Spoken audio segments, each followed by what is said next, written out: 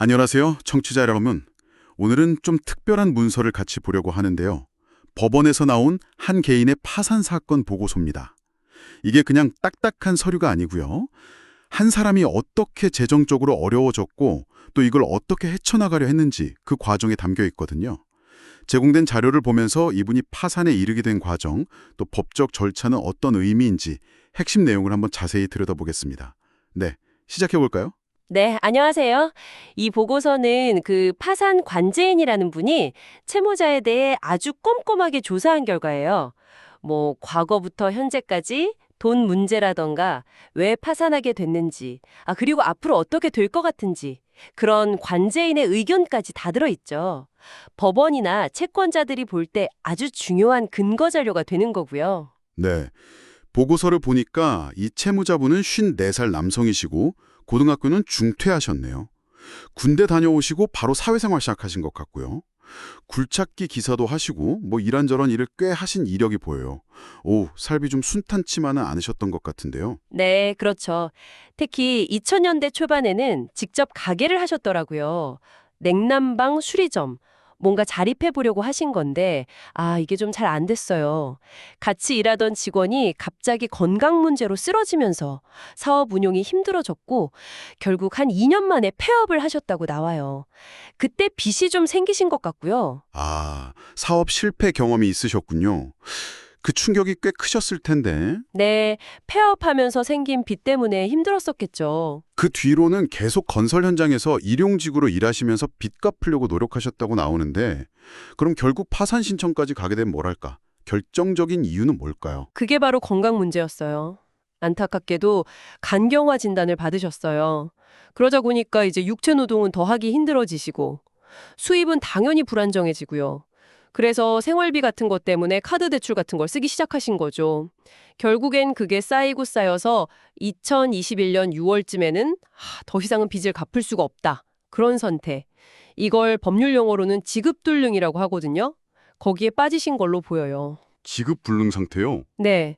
그러니까 기존에 있던 빚에다가 건강 나빠져서 일 못하게 되고 생활비는 계속 나가고 이게 다 복합적으로 작용한 거죠. 현재 채무 총액이 보니까 1억 419만 원. 와, 금액이 상당한데요?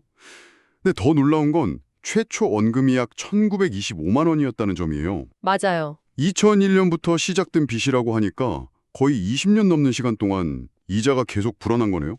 1,900만 원이 1억이 넘게 5배 이상이 된 거군요. 그렇죠.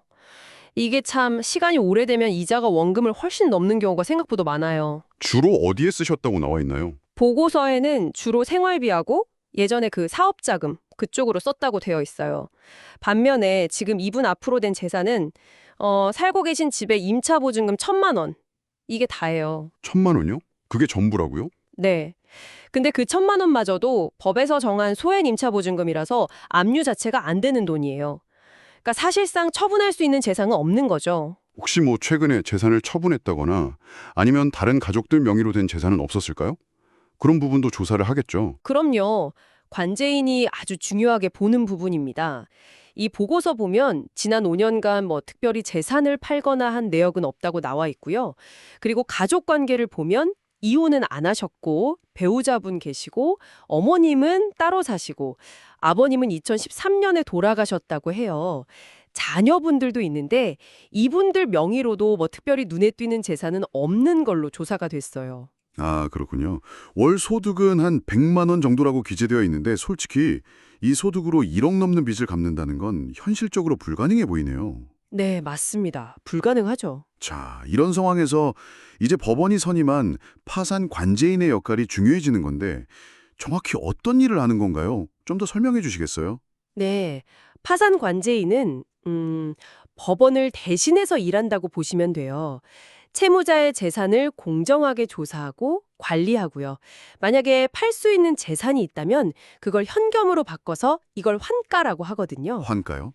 네, 환가에서 채권자들한테 최대한 공평하게 나눠주는 역할을 하는 거예요.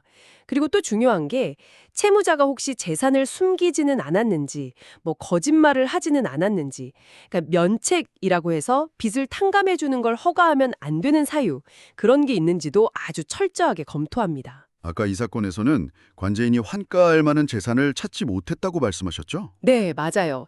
유일한 재산이라고 할 수 있는 그 임차보증금 100만 원은 아까 말씀드린 대로 압류 금지 재산이라 환가 대상이 아니거든요. 그래서 관제인은 이분한테는 채권자들에게 나눠줄 재산이 전혀 없다. 이렇게 판단을 내린 겁니다. 그렇군요.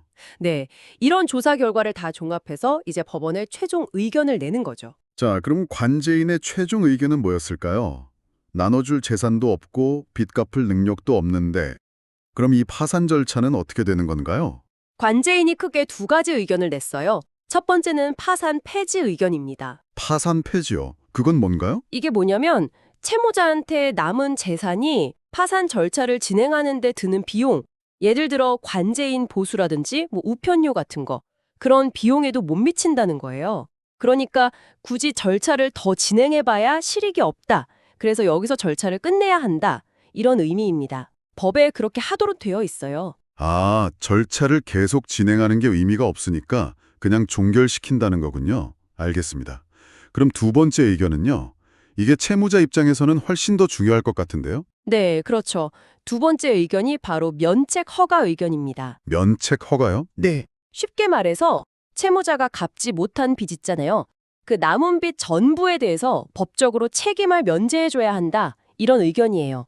관제인이 쭉 조사를 해보니까 재산을 몰래 숨겨놨다거나 아니면 파산하게 된 이유에 대해서 거짓말을 했다거나 그런 법에서 정한 면책 불허가 사유들이 있거든요. 네네. 그런 게 발견되지 않았다는 거죠. 그래서 이분한테는 경제적으로 다시 일어설 수 있는 기회를 주는 게 맞다. 이렇게 판단을 한 겁니다.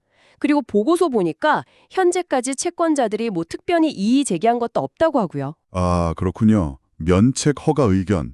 그러니까 빚을 탕감해줘서 새 출발을 할 수 있게 하자는 거네요. 네, 맞습니다. 네, 오늘 이렇게 한 개인의 파산 보고서를 통해서 사업 실패나 건강 악화 같은 어려움이 어떻게 한 사람을 재정적으로 무너뜨릴 수 있는지, 그리고 파산 절차가 실제로 어떻게 진행되고 거기서 관제인이 어떤 역할을 하는지 아주 구체적으로 살펴봤습니다.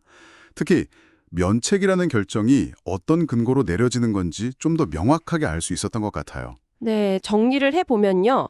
이 사건은 채무자에게 나눠줄 재산이 거의 없으니까 파산 절차 자체는 그 비용 문제 때문에 폐지될 가능성이 높고요. 동시에 특별히 면책을 못 받을 만한 사유는 없으니까 면책 결정을 받아서 빚에서 벗어나서 새로운 경제적 시작을 할 기회를 얻게 될 걸로 보입니다. 법이 어떻게 보면 마지막 안전망 같은 역할을 해주는 거죠. 재기의 발판을 마련해주는 셈이고요. 그렇네요. 자, 청취자 여러분께 마지막으로 질문 하나 드리면서 마무리할까 합니다. 처음에 약 1,900만 원 정도였던 빚이 20년 넘는 시간 동안 불어나서 1억 원이 넘는 채무가 된 이 사례를 보면요. 개인이 감당하기 힘든 이자 부담, 그리고 그로 인한 채무의 악순환이 얼마나 무서운지 좀 느끼게 되는 것 같습니다. 이런 지점에서 한번 생각해 보시면 어떨까요? 우리나라의 파산이나 면책 제도가 과연 개인의 재기를 돕는 역할을 충분히 하고 있는 걸까요? 아니면 혹시 이 제도에도 어떤 현실적인 한계가 있는 건 아닐까요? 한 번쯤 깊이 생각해 보시면 좋을 것 같습니다. 저희는 다음 시간에 더 흥미로운 이야기로 다시 찾아뵙겠습니다.